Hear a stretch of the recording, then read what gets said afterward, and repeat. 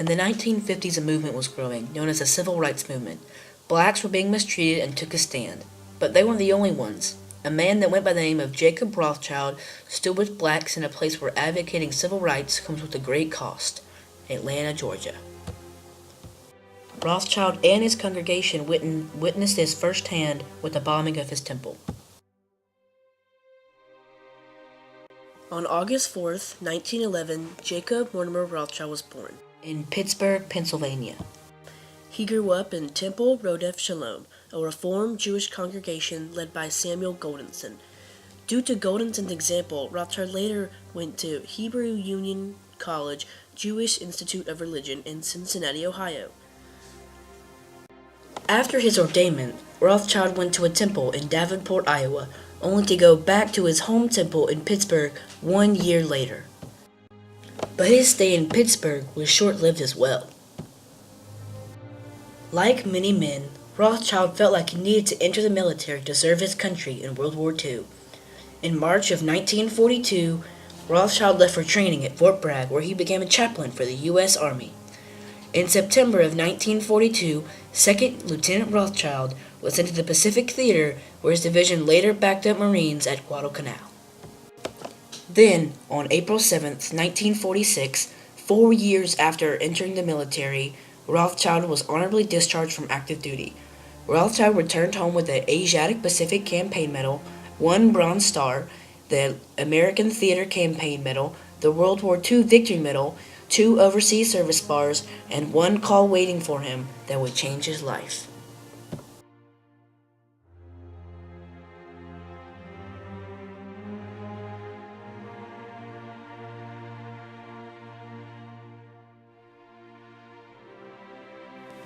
Within 1 month of Rothschild being out of the military, he had already gotten an offer to work at a temple.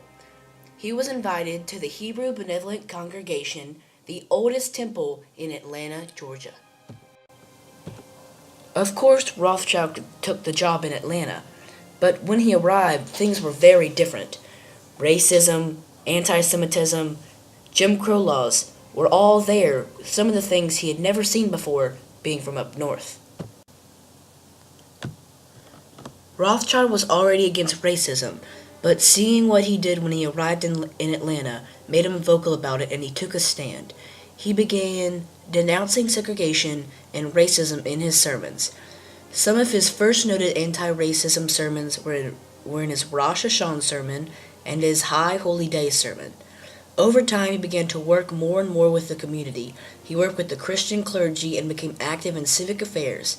He joined the Atlanta Council on Human Relations, the Georgia Council of Human Relations, the Southern Regional Council, the Urban League, and the National Conference of Christians and Jews, all to promote cooperation with his Christian colleagues. Rothschild even established the Institute for the Christian Clergy, an annual day-long event hosted by the temple each year. Black ministers were always at the temple's interfaith events and on other occasions. He even reached out to Morehouse College President Benjamin Mays to try and create equality. Not all the members of the congregation liked Rothschild speaking out, for they were scared that what happened to Leo Frank would happen to them as well. Rothschild's congregations weren't the only ones against what Rothschild was doing. Groups like the Knights of the White Camilla, the National States Rights Party, and a group called the Columbians were all against Rothschild's stand, and eventually they took a stand of their own. On October 12, 1958, at 3:37 in the morning, 50 sticks of dynamite blew a hole into the side of the Hebrew Benevolent Congregation, marking the 7th of 8 temple bombings in just 2 years. Shortly after the bombing, police arrived on the scenes. Mayor William Hartsfield also arrived. This was his statement to the press. Atlanta has always been a lighthouse of racial and religious tolerance in the South. And we are shocked and amazed that this awful thing could happen in our midst. And we prefer to believe that it is the work of people outside of our city. We have brought every resource of law enforcement to bear. We have offered rewards and we hope that the perpetrators of this thing will be apprehended. But my friends, here you see the end result of bigotry and intolerance. And whether they like it or not, those who practice rabble-rousing and demagoguery are the godfathers of the cross-burners and the dynamite. The bomb had caused close to $200,000 in damage to the temple. It was so bad that President Eisenhower had to send in the much-needed federal help into Atlanta.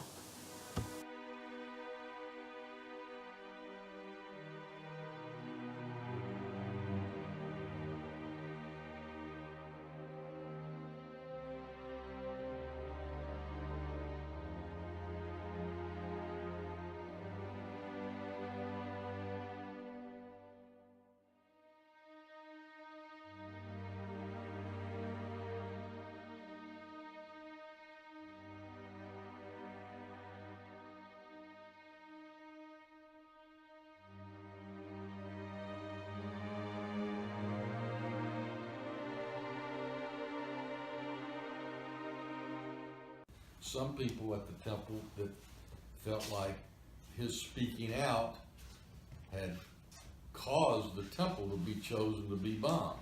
I don't think there's any doubt about that.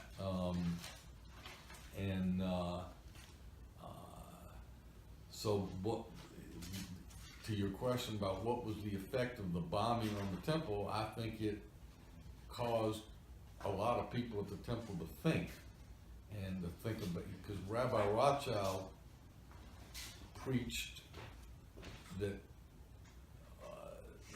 that segregation was immoral and it was just not right, and there were people at the temple that didn't agree with that, and I think once the bombing happened, I think the temple, I think people realized how much of a moral issue this was. The bomber of the temple, George Bright, believed his actions of bombing the temple would pit white activists and black activists in Atlanta against each other. But he couldn't have been more wrong. The community's response to the bombing began to create change. When we rebuilt, they replaced, had to rebuild. They built a big auditorium type thing, and it's called Friendship Hall, and that was because of the overwhelming support of the community, non-Jewish and Jewish. Many organizations, such as the Presbyterian Church, the National Jewish Community Center, the Atlanta Chief of Police, and Norris Herndon, the son of Alonzo Herndon, the president of Atlanta Life Insurance Company, gave their support and money to help the temple. In his letter, Herndon states, "We have here in America a group of un-American, ungodly men who would pit race, religion, and even nations themselves against each other and make America unsafe for those who believe in the freedom of mind and soul and the equality of men. Men free in mind and soul must rid our nation of those forces who would destroy us from within." Many were angered by the bombing and only fueled their fire for equality for blacks. Rather than step away from public, Rothschild stepped into his activism following the bombing. His first sermon back at the temple was, "And none shall make them afraid," serving as his motto for Rothschild's life. While advocating civil rights, Rothschild forged a close relationship with Martin Luther King Jr. After King received the Nobel Peace Prize in 1964, Rothschild helped organize a city-sponsored banquet in King's honor.